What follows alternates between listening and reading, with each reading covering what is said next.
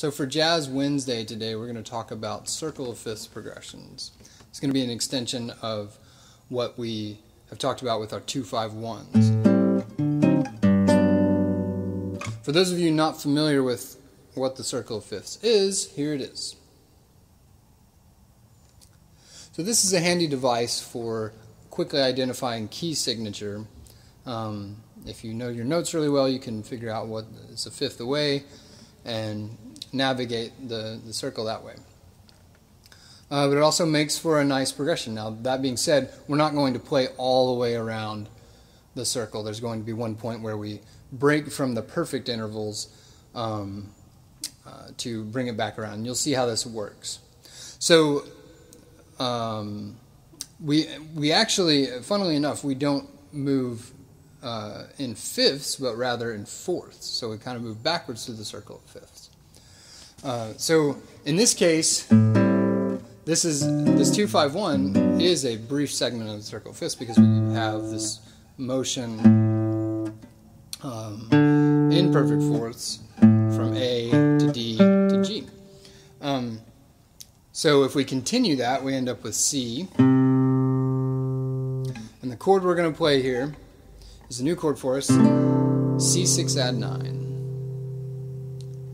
And then this is the point where we're going to break from the perfect fourths and do an augmented fourth or a diminished fifth down into F sharp, half diminished 7. And then we continue in perfect fourths to B7 flat 9, familiar chord. And then we resolve it out with E minor, and you can play open, or this is also a new chord, E minor 9.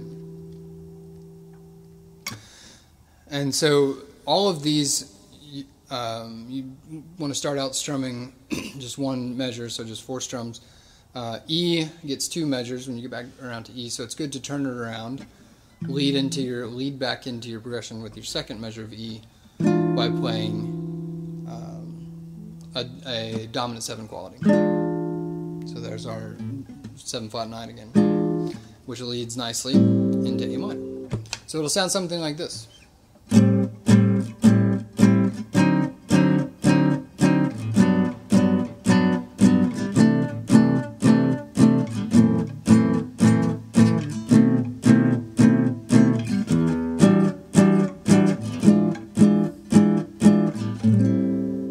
Like that, and it just continues from there.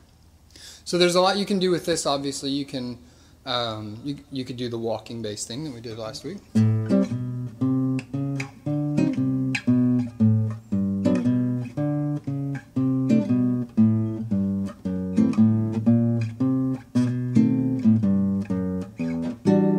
Something like that, or you could do.